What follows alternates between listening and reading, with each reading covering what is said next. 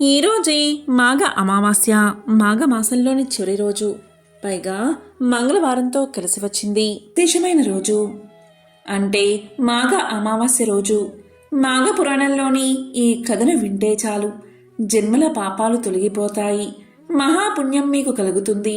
మరి ఆ కథ ఏంటో ఇప్పుడు ఈ వీడియోలో తెలుసుకుందాం. పూర్వకాలంలో కుత్సుడు అనే బ్రాహ్మణుడు ఉండేవాడు. అతను కర్దమముని కుమార్తెను పెళ్లి చేసుకున్నాడు. వారికి ఒక కొడుకు పుట్టాడు. కుత్సుని కుమారుడు కాబట్టి అతన్ని అందరూ కూడా కౌత్సుడు అని పిలిచేవారు. కౌత్సుడు గురువుల దగ్గరకు వెళ్లి తన బుద్ధి కుశలత వల్ల చాలా కొద్ది కాలంలోనే సకల విద్యలు నేర్చుకుని మహాపండితుడు అయ్యాడు. కౌత్సుడికి దేశాటనం చెయ్యాలనే బుద్ధి పుట్టింది. దీంతో అతను తల్లిదండ్రుల అనుమతి తీసుకుని బయలుదేరాడు. కౌత్సుడు మాఘమాసం ప్రారంభమయ్యేసరికి కావేరీ నది తీరంలోని శ్రీరంగ పట్టణానికి చేరుకున్నాడు. అతను కావేరీ నదిలో స్నానాలు చేస్తూ ఆ మాఘమాసమంతా ఆ పుణ్యక్షేత్రంలోనే గడపాలని నిశ్చయించుకున్నాడు.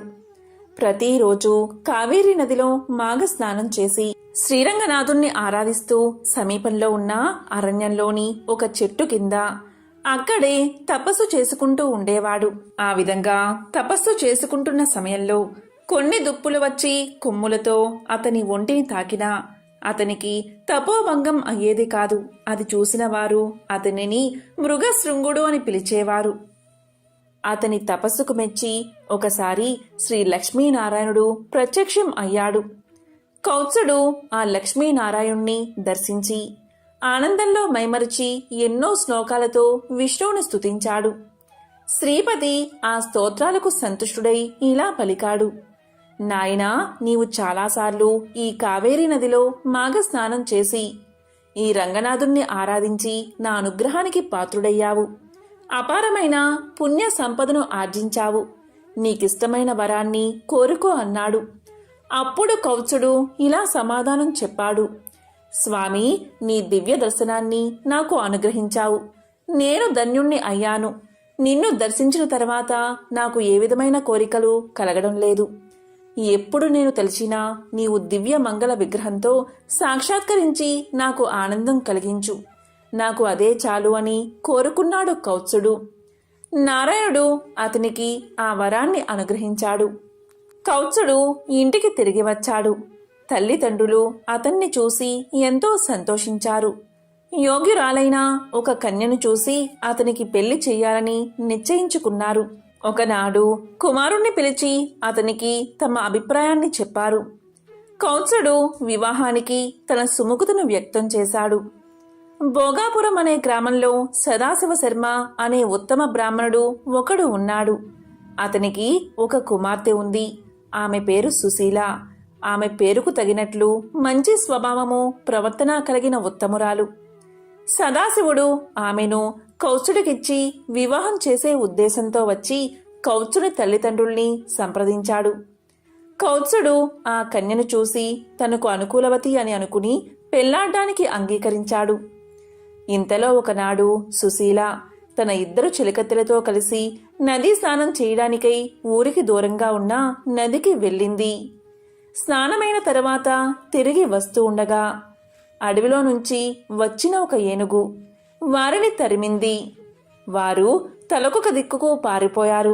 ఈ విధంగా సుశీల స్నేహితురాళ్లు పరిగెత్తుతూ నేల బారుగా ఉన్న పాడు నూతిలో పడి చనిపోయారు. సుశీల మాత్రం ఎలాగో తప్పించుకుని ఇంటికి చేరుకుంది. సుశీల చిలకత్తెల మరణానికి విచారిస్తూ కూర్చుంది. వారు నా వల్లే చనిపోయారు. వారు బతికితేనే నేను పెళ్లి చేసుకుంటాను అని పట్టుపట్టుకుని కూర్చుంది. ఈ సంగతి తెలుసుకుని కౌత్సుడు, నేను యముడు గురించి తపస్సు చేస్తాను. ఆ అమ్మాయిల శరీరాలను తెచ్చి జాగ్రత్త చెయ్యండి అని చెప్పి ఒక నదీ తీరానికి పోయి నదిలో స్నానం చేసి తపస్సు చేయడానికి కూర్చున్నాడు. అమ్మాయిలను తరిమిన ఏనుగు అక్కడికి నీరు తాగడానికి వచ్చింది. ఆ ఏనుగు కౌత్సుణ్ణి తీక్షణంగా చూసి తొండంతో ఎత్తి తన మెడ మీద కూర్చోబెట్టుకుంది. కౌత్సుడు తన కమండలంలో ఉన్న నీళ్లు ఆ ఏనుగు మీద చల్లాడు. అది వెంటనే ఒక దేవతా స్వరూపుడిగా మారి కౌత్సుడికి నమస్కారం చేసి తనకు శాప విమోచనం కలిగించినందుకు కృతజ్ఞతలు చెప్పి దేవలోకానికి వెళ్ళిపోయాడు. మరలా కౌత్సుడు తపస్సులో కూర్చున్నాడు. కౌత్సుడి తపస్సుకు సంతోషించిన యముడు ఆయన ఎదుట ప్రత్యక్షమై ఇలా పలికాడు.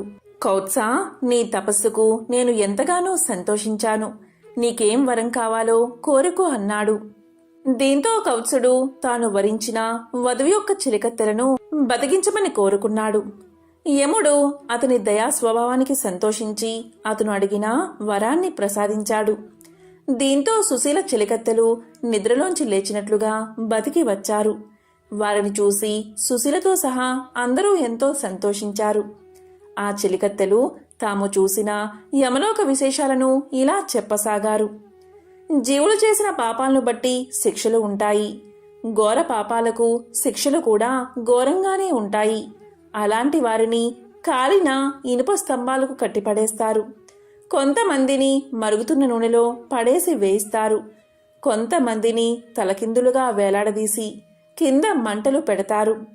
కొంతమందికి వాతలు పెడతారు. కొంతమందిని పాములు, తేళ్లు ఉన్న నూతులలో పడేస్తారు అంటూ చెప్పుకొచ్చారు చిలికత్తెలు. అది విని చుట్టుపక్కల అంతా భయపడుతూ ఉంటే సుశీల వారికి ధైర్యం చెప్పి మాఘమాస వ్రతం చేసే పుణ్యాత్ములకు అసలు నరకం వైపే చూసే పని కూడా ఉండదు. కాబట్టి అందరూ మాఘమాస వ్రతం తప్పకుండా చెయ్యండని సుశీల తెలియజేసింది. అది విని కౌత్సుడు సుశీల ధర్మబుద్ధికి మెచ్చుకుని ఆమెను వివాహం చేసుకున్నాడు. గృహస్థ ధర్మాలన్నీ యథావిధిగా నిర్వర్తిస్తూ ఉన్నాడు. కౌత్సుల దంపతులకు కొన్నాళ్ల తర్వాత ఒక కుమారుడు పుట్టాడు. వారు చాలా సంతోషించి జాతకర్మ జరిపించి మృకుండు అని నామకరణం చేశారు. శుక్లపక్ష చంద్రుడిలా పెరుగుతున్న ఆ బాలుని చూసి అందరూ ఆనందించేవారు. పిల్లవానికి ఉపనయనం చేసే వయసు వచ్చింది. మంచి ముహూర్తాన ఉపనయనం చేసి విద్యాభ్యాసానికి గురుకులానికి పంపించారు. పిల్లవాడు మంచి తెలివితేటలతో చదువుతూ అన్ని విద్యల్లోనూ పండితుడు అయ్యాడు. అతనికి తల్లిదండ్రులు ఒక చక్కని పిల్లను చూసి పెళ్లి చేశారు. కాని వివాహమై చాలా కాలం గడిచినా వారికి సంతానం కలగలేదు. వారణాసి మహాపుణ్యక్షేత్రం. అక్కడికి వెళ్లి అన్నపూర్ణ సమేతుడైన శ్రీ విశ్వనాథుణ్ణి సేవిస్తే ఆయన కటాక్షం వల్ల పుత్ర సంతానం కలుగుతుందని భావించి ఆ కొడుకు భార్యతో సహా వారణాసికి వెళ్లి అక్కడ గంగానదిలో మణికర్ణికా ఘట్టంలో స్నానం చేసి శ్రీ విశ్వేశ్వర స్వామిని ఆరాధించాడు. విశ్వనాథ ఆలయంలోకి వెళ్లగానే తాను కైలాస పర్వతానికి వెళ్లినట్లు ఆనంద పరవశుడై ఎంతో భక్తితో అభిషేకాలు అర్చనలు చేశాడు. ఆ అవిముక్త క్షేత్రంలో తాను కూడా ఒక శివలింగాన్ని ప్రతిష్ఠించి దానికి మృకండనాథ లింగం అనే పేరు పెట్టి పూజించాడు మృకండు. ఎంతకాలం అలా పూజించినా అతనికి సంతానం కలగలేదు. ఇక పరమేశ్వరుడి గురించి తపస్సు చెయ్యాలని నిర్ణయించుకుని ఆ కాశీక్షేత్రంలోని ఒక ఏకాంత ప్రదేశంలో కూర్చుని ఏకాగ్రమైన మనసుతో తపస్సు చేశాడు. ఇలా చెయ్యగా కొంతకాలానికి చంద్రశేఖరుడు ప్రత్యక్షమయ్యాడు. మృకండు చంద్రశేఖరుణ్ణి భక్తితో నమస్కారం చేసి శ్రీ రుద్ర మంత్రాలతో స్తుతించాడు. స్తుతించి ఇలా పలికాడు. స్వామి, నువ్వు సకల సద్గుణరాశి సౌందర్యవతి పతివ్రత అయిన భార్యను ప్రసాదించావు. నేను ఎంతగానో సంతోషించాను. ఆమెతో నేను గృహస్థ ధర్మాలను ఆచరిస్తున్నాను. కాని గృహస్థులకు ఆనందదాయకమైన సంతానాన్ని కూడా అనుగ్రహించి మా గృహస్థ ఆశ్రమానికి పరిపూర్ణత కలిగించు అని శంకరుణ్ణి ప్రార్థించగా ఆయన ఇలా పలికాడు.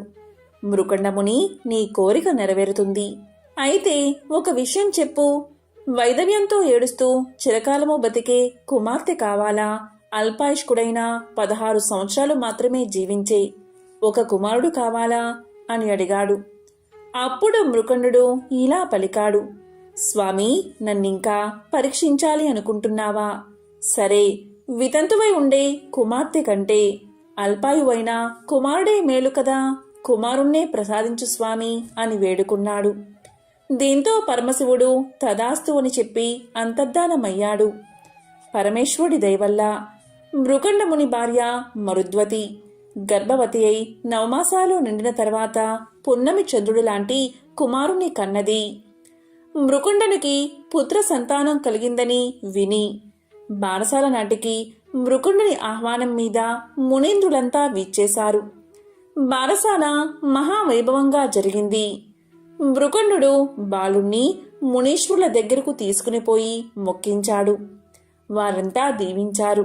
ఆ బాలుడే మహాభక్తుడు చిరంజీవి అయిన మార్కండేయుడు. వశిష్ఠుడు దిలీప మహారాజుకి మృకుండ మహాముని కాశీ విశ్వనాథుని వరం వల్ల పుత్ర సంతానం పొందిన వృత్తాంతానంతా వివరించి, మహారాజా, అల్పాయుష్కుడైన మార్కండేయుడు చిరంజీవుడు ఎలా అయ్యాడో చెబుతాను విను అంటూ తర్వాతి కథను ఇలా వివరించాడు. మార్కండేయుడికి తల్లిదండ్రులు చూడాకర్మ అంటే పుట్టు వెంట్రుకలు తీయించడం మొదలైన సంస్కారాలన్నీ చేశారు. 7వ సంవత్సరం రాగానే బాలుడికి ఉపనయన సంస్కారం కూడా చేసి గురువుల దగ్గర చదివించారు. ఆ బాలుడు కుశాగ్ర బుద్ధి కనుక గురువులు నేర్పిన విద్యలన్నీ కొద్ది కాలంలోనే గ్రహించి వేదాలలోనూ శాస్త్రాలలోనూ పురాణ ఇతిహాసాల్లోనూ మహాపండితుడై అందరి మన్నలు పొందాడు. ఇది ఆనందం కలిగించే విషయమే. అయినా తల్లిదండ్రులకు రోజులు గడుస్తున్న కొద్దీ కుమారుడి ఆయుర్దాయం తరిగిపోతుంది అన్న విషయం తెలుసు కనుక వారు విచారంగానే ఉన్నారు.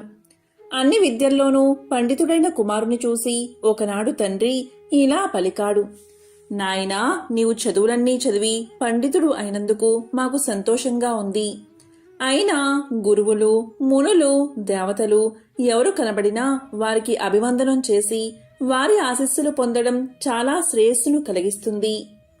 నువ్వు అలా చేస్తూ ఉండు, నీ ఆయుర్దాయం వృద్ధవుతుంది అని చెప్పాడు.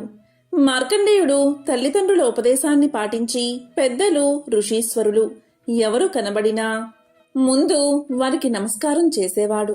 వారు చిరంజీవా అని దీవించేవారు. 16వ సంవత్సరం వచ్చినప్పటి నుంచి మృకుండ దంపతుల మనోవేదన వృద్ధవుతూనే ఉంది. పరమేశ్వర వరప్రసాదుడైన మార్కండేయుణ్ణి 16వ జన్మదినోత్సవానికి మునులందరినీ ఆహ్వానించారు. మృకండు ఎవరి నోటి దీవెనలో ఏ మహత్యం ఉంటుందో ఎవరు చెప్పగలరు. పిల్లవాడు చిరంజీవి కావచ్చు అనే ఆశతో ఆ విధంగా మహర్షులందరినీ ఆహ్వానించాడు. మహర్షులంతా చిన్నతనంలోని మహాపండితుడైన మార్కండేయుణ్ణి చూడాలి అనే ఉత్సాహంతో మృకండుని ఆశ్రమానికి వచ్చారు. మృకండు వచ్చిన అతిథులందరికీ తగిన మర్యాదలు చేశాడు. మార్కండేయుడు వచ్చి పెద్దలందరికీ పాదాభివందనం చేశాడు. వారంతా దీర్ఘ ఆయుష్మంతుడు కమ్మని సంతోషంగా దీవించారు. అందరికీ చేసినట్లే వశిష్ఠ మహర్షికి కూడా పాదాభివందనం చేశాడు మార్కండేయుడు.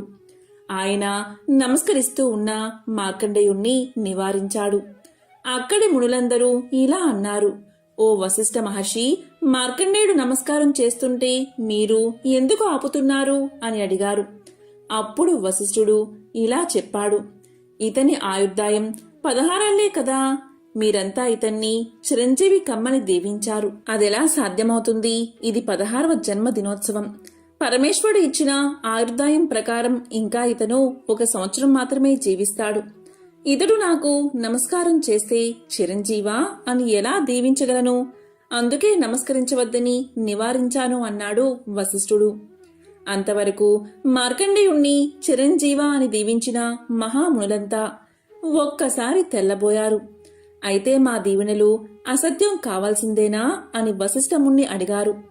అప్పుడు వశిష్ఠుడు కొంతసేపు ఆలోచించి ఇలా పలికాడు, మునీంద్రులారా, మనందరం ఆ మార్కండేయుణ్ణి వెంటబెట్టుకుని బ్రహ్మ దగ్గరకు పోయి ఆయన్ని ఈ సమస్యకు పరిష్కారం చెప్పమందాం రండి అన్నాడు.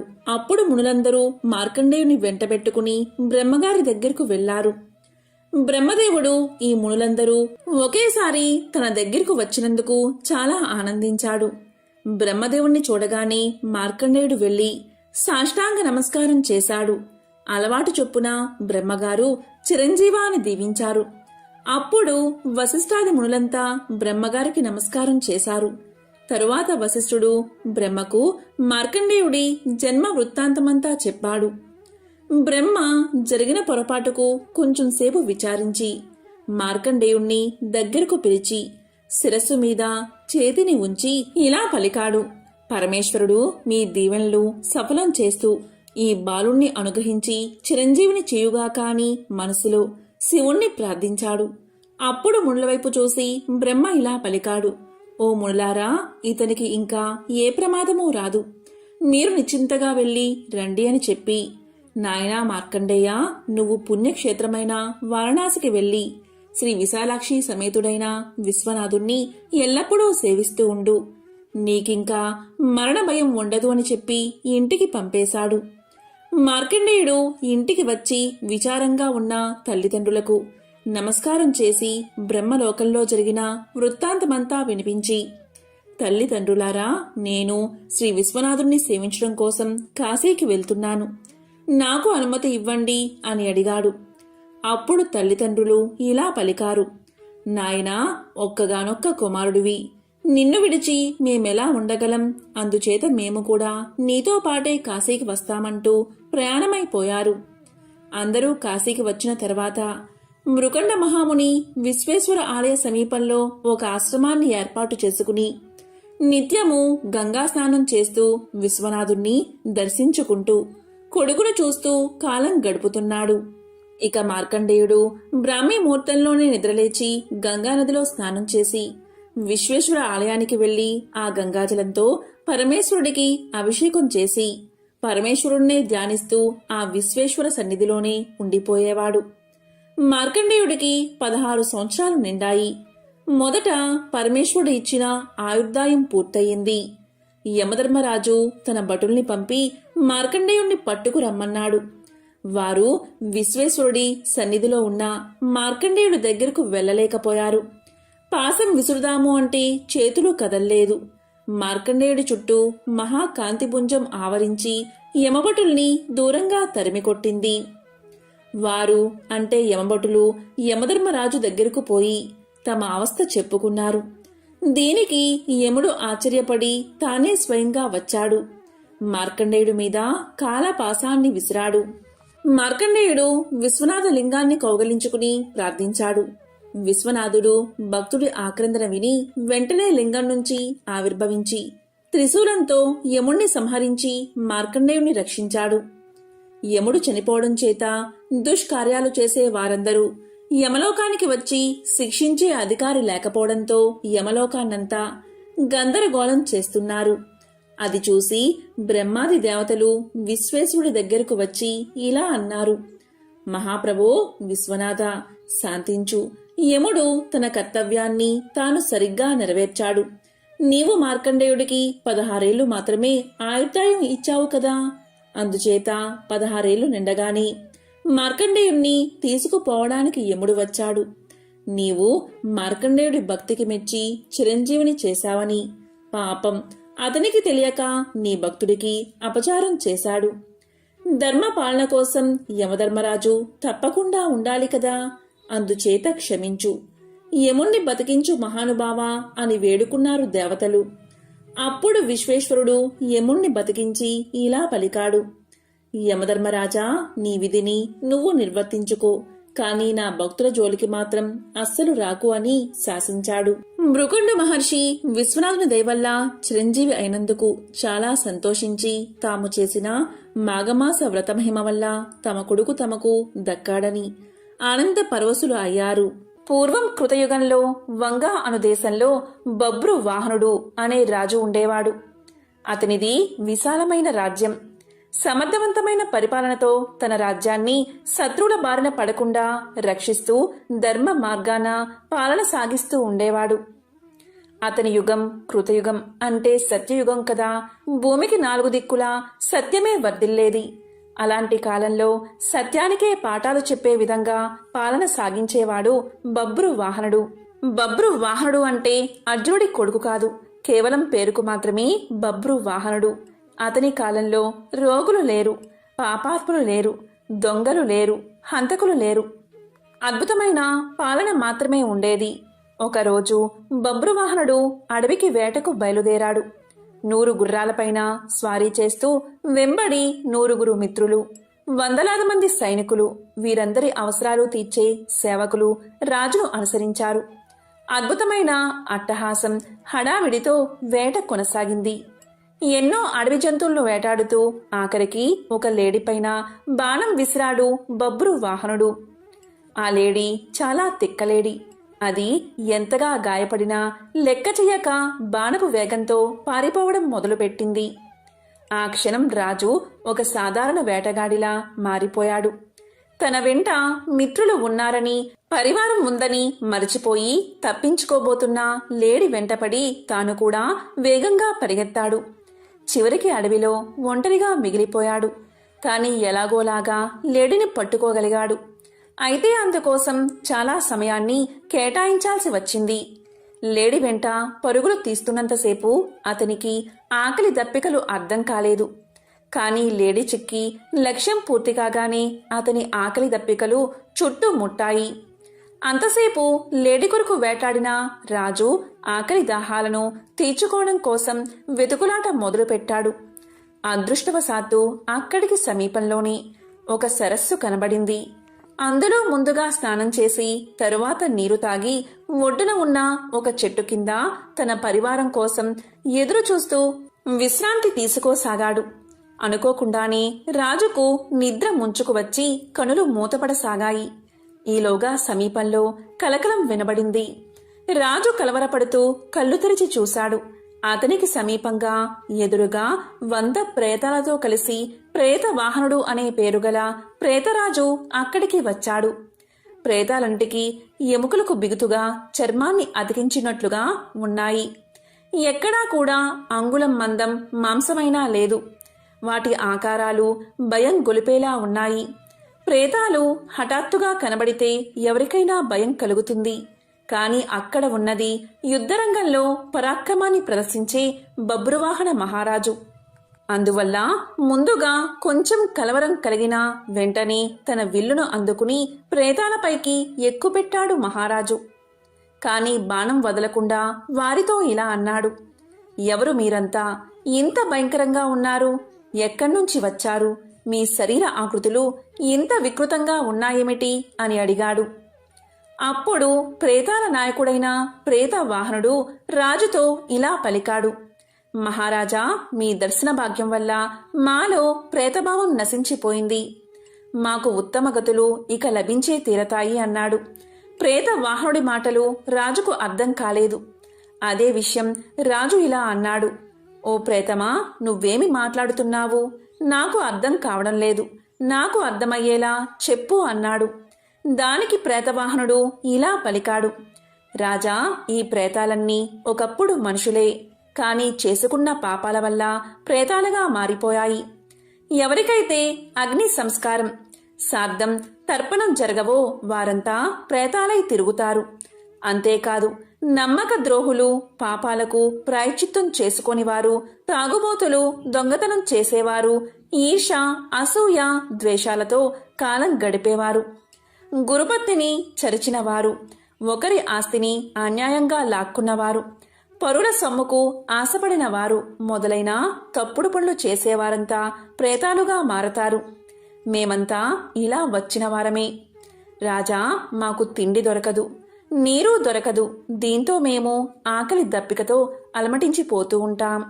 మాకు ఎవరు శ్రాద్ధం కాని పిండం కాని పెట్టరు. అందుకే మేము ఇలా మిగిలిపోయాము. ఇలా మిగిలిపోయిన వారికి రాజే అపరక్రియలు జరపాలి. అలా జరపడం వల్ల మేము ప్రేత రూపం నుండి విముక్తి పొందుతాం. అలాగే మీరు కూడా గొప్ప పుణ్యాన్ని సంపాదించుకుంటారు. రాజా, బతికి ఉన్నంతసేపు వీరు నావారు, వీరు నావారు అనుకుంటాం. కాని చివరకు ఎవరూ ఉండరు. కొడుకులు, భార్య, వీరు మన అవసరం కోసం, మన స్వార్థం కొరకు మన వల్ల పుట్టుకు వచ్చిన వారే. మనం వారి అవసరం తీర్చినంత కాలం వారి చేత గౌరవించబడతాము. తరువాత మన అవసరం ఉండదు. అప్పుడు వారి నుండి గౌరవం లభించదు. మనిషి చచ్చాక ధనం ఇంటి దగ్గరే ఉండిపోతుంది. బంధువులు శ్మశానం దగ్గర విడిపోతారు. శరీరం కాస్తం దగ్గర విడిపోతుంది. ఇక విడిపోయాక పరలోకం దాకా వచ్చేవి పాప పుణ్యాలే అని చెప్పాడు ప్రేత వాహనుడు. అప్పుడు బబ్రు వాహనుడు ఇలా పలికాడు. ఓ ప్రేతవాహన, చాలా తెలిసినవాడిలా మాట్లాడుతున్నావు. ఇంతకీ నీవు ఎవరు? నీవు మనిషిగా ఉన్నప్పుడు నీవు ఎవరు అని అడిగాడు. దానికి ప్రేతవాహనుడు ఇలా సమాధానం చెప్పాడు. ఓ రాజా, ప్రేతంగా మారడానికి ముందు నేను ఒక ధనికుడైన వైశ్యుణ్ణి. పేరు దేవదత్తుడు. నేను సన్మార్గంలో నడిచాను, దేవతారాధన చేశాను, తీర్థయాత్రలు తిరిగాను, దాన ధర్మాలు కూడా చేశాను. కానీ నాకు అపరకర్మలు చేయడానికి మాత్రం ఎవరూ లేకుండా పోయారు. అందుకనే ఇలా ప్రేతానై తిరుగుతున్నాను. రాజా, ఒక దేశపు రాజు అన్ని వర్ణాల వారికి, అన్ని కులాల వారికి బంధువులు అవుతాడని శాస్త్రాలు చెబుతున్నాయి. అందుకని నీవు మా అందరి కోసం అపర కర్మలు చేసి మాకు ముక్తిని కలిగించు అని చెప్పి తన వద్ద ఉన్న ఒక మణిని తీసి రాజుకు ఇవ్వబోయాడు ప్రేతవాహనుడు. అందుకు రాజు ఇలా పలికాడు, ఓ ప్రేతవాహన, నేను ఒక రాజుని. ఇతరుల నుండి దానాన్ని స్వీకరించను. మీకు అపరకర్మలు మాత్రం చేస్తాను. కానీ ప్రేతవాహన, నాకిది చెప్పు, మా వంశస్థుల్లో ఎవరైనా ప్రేతదశలోనే ఉండిపోయారా? ఒకవేళ ఉండిపోతే ఆ విషయం నేను ఎలా తెలుసుకోవాలి? వారికి ముక్తిని ఎలా కలిగించాలి అని అడిగాడు. దానికి ప్రేతవాహనుడు ఇలా చెప్పాడు, రాజా, మీ వంశంలోని వారు ఎవరైనా ప్రేతత్వంలా మిగిలిపోయి ఉంటే మీకు కారణం లేకుండానే కొన్ని కష్టాలు వచ్చి పడతాయి. దాంపత్య జీవితంలో అపశృతులు ఏర్పడతాయి. భార్యాభర్తలు పూర్తిగా ఆరోగ్యంగా ఉన్నా కూడా వారికి పిల్లలు పుట్టరు. స్త్రీలకు నెలసరి సమస్యలు నిరంతరం కలుగుతాయి. యవ్వనంలోనే ఆత్మీయ బంధువులు మరణిస్తారు. నడి వయసులోని వారు అనుకోకుండా మరణిస్తారు. ఉన్నట్టుండి ఆదాయం తగ్గిపోతుంది. అనుకోని విధంగా ఇల్లు తగలబడిపోతుంది. ఇంట్లో ఎప్పుడూ గొడవలు జరుగుతూ ఉంటాయి. కావాలనే అపవాదులు వచ్చి మీద పడతాయి. తీవ్రమైన జబ్బులు వస్తాయి. వ్యాపారం చక్కగా చేస్తున్నా కూడా లాభాలు మాత్రం రావు. వర్షాలు బాగా కురిసినా కూడా పంట చేతికి రాదు. ఇంటి ఇల్లాలే శత్రువులా తిరగబడుతుంది. కాబట్టి రాజా, ఇలాంటివి జరుగుతాయి. ఇవన్నీ అపారకర్మ చేయనందువల్ల ఆకలి బాధతో తిరిగే ప్రేతాల వల్లే జరుగుతాయి. కాబట్టి మన వంశం వారు ఎవరైనా ప్రేతాల్లా మారి తిరుగుతున్నారా అని ఇలా గుర్తించవచ్చు అని చెప్పాడు ప్రేతవాహనుడు. ఇదంతా విన్న తర్వాత బబ్రువాహన మహారాజు తన నగరానికి వెళ్లి ప్రేతాల విముక్తి కోసం శ్రాద్ధ అపరకర్మలు చేయించాడు. అంతటితో ప్రేతవాహనుడికి, అతనితో ఉన్న ప్రేతాలకు విముక్తి కలిగింది. వారంతా ఎంతో సంతోషంగా స్వర్గాన్ని చేరుకున్నారు. ఇది గరుడ పురాణంలోని కథ. పార్వతీదేవికి పరమేశ్వరుడు మాఘస్థాన మహత్యం గురించి ఇంకొక కథను ఇలా చెప్పాడు. గౌరీదేవి ఇష్టం ఉండి చేసినా, యథాలాభంగా ఇష్టం లేకుండా చేసినా మాఘమాస స్నానం మంచి ఫలితాన్ని ఇస్తుంది. కాబట్టి మాఘమాస స్నానం వ్రతం మానకుండా అందరూ చేయవలసిందే. చాలా కాలానికి పూర్వం దక్షిణ దేశంలో వసంతపురం అనే నగరముండేది. ఆ నగరంలో సువర్ణ శ్రేష్ఠి అనే కోమటి ఒకడు ఉండేవాడు. అతను పరమలోభి. పిల్లికి బిచ్చం పెట్టేవాడు కాదు. ఎంగిలి చేతితో కాకిని కూడా కొట్టేవాడు కాదు. తండ్రి తాతలు సంపాదించిన ఆస్తిపాస్తులు చాలానే ఉన్నా ఇంకా సంపాదించాలని తాపత్రయపడేవాడు. వడ్డీలకు వడ్డీలు కట్టి పేదవారిని పీడించుకుని తింటూ ఉండేవాడు. తాకట్టు వస్తువులు ఎన్నిటినో పోగు చేసి ఇల్లు నిండబెట్టేవాడు. పొలాల మీద తనఖా అప్పులిచ్చి వాటిని వసూలు చేసుకునేందుకు న్యాయస్థానాల మెట్లు ఎక్కేవాడు.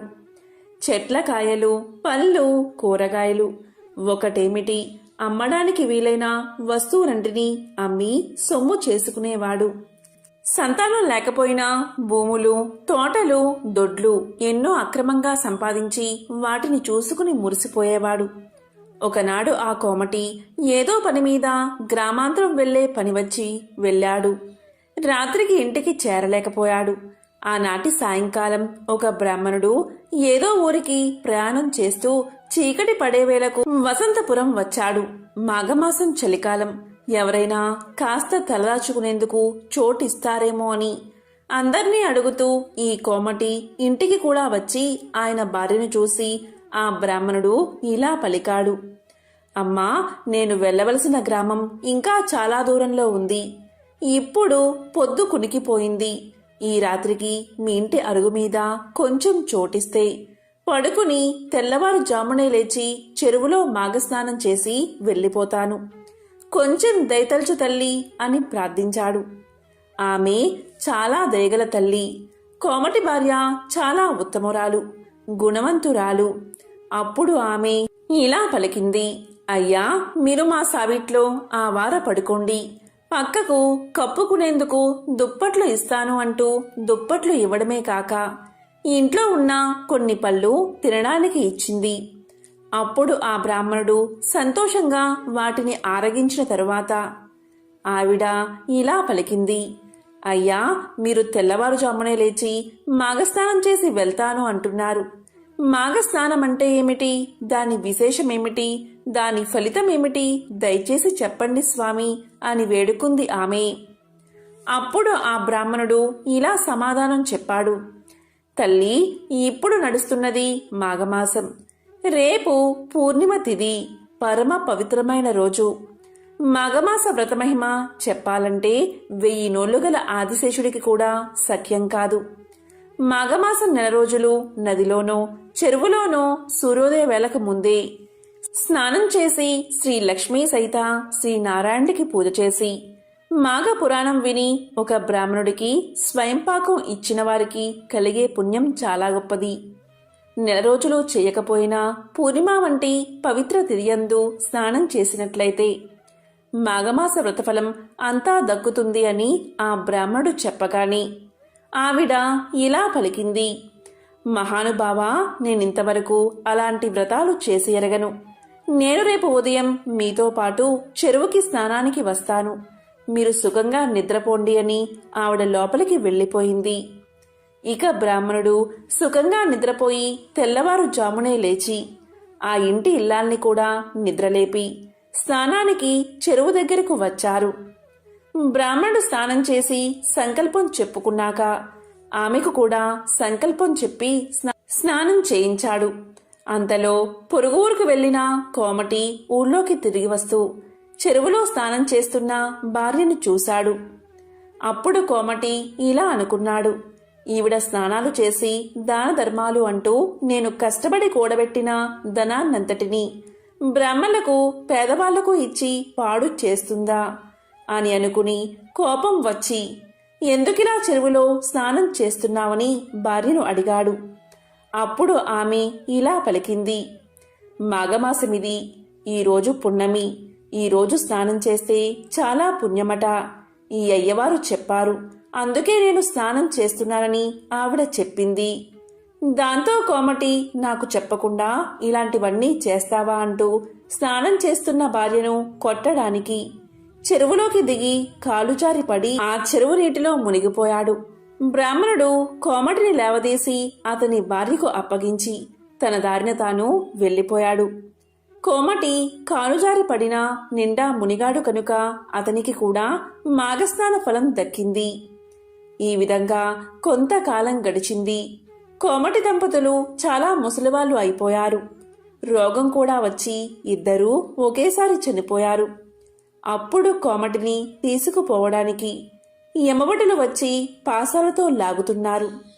కోమటి భార్యను తీసుకుపోవడానికి దేవదూతలు విమానంలో వచ్చారు. అప్పుడు ఆమె యమభటులతో ఇలా పలికింది, ఓ యమకింకరులారా, ఈ అన్యాయమేమిటి? భార్యాభర్తలం ఇద్దరం సమానమే కదా. నన్ను విష్ణులోకానికి తీసుకుపోవడం ఏమిటి?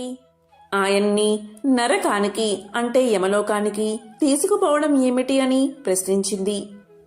అందుకు యమభటులు ఇలా చెప్పారు, అమ్మా, నీవు ఒక మాఘ పూర్ణిమ నాడు చెరువులో మాఘస్నానం చేసినందువల్ల నీకు మహాపుణ్యం కలిగింది. అందుకు నీకు విష్ణులోకానికి చేరే అదృష్టం పట్టింది. నీ భర్త ఎప్పుడూ కూడా ఇలాంటి స్నానాలు కాని వ్రతాలు కాని చేసి ఎరగడు. అలాగే ఎప్పుడూ కూడా ఒక్కసారైనా పూజ కూడా చేయలేదు. పైగా పూజలు చేసేవారిని దాన ధర్మాలు చేసేవారిని నిందించేవాడు. ఎవ్వరికి పైసా కూడా దానం ఇయ్యలేదు. ఇంటికి వచ్చిన వాడికి ఒక పండును కాని కాయను కాని ఇవ్వలేదు. ఇలాంటి పాపాత్ముణ్ణి తీసుకురమ్మని మా యమధర్మరాజు గారు మమ్మల్ని ఆజ్ఞాపించారు. అందుకే తీసుకుపోతున్నాము అని యమభటులు సమాధానం చెప్పారు. అప్పుడు కోమటి భార్య మళ్ళీ ఇలా పలికింది, అయ్యలారా, నేను పూర్ణిమ నాడు స్నానం చేస్తూ ఉండగా నన్ను కొట్టడానికని చెరువులో దిగి కాలుజారి పడ్డ నా భర్త నీళ్లల్లో మునిగాడు కదా, అతనికి మాత్రం మాగస్థాన ఫలం దక్కదా? యమధర్మరాజు ఈ విషయం ఆలోచించలేదా అని అడిగింది. అప్పుడు యమభటులు ధర్మ సందేహంలో పడ్డారు.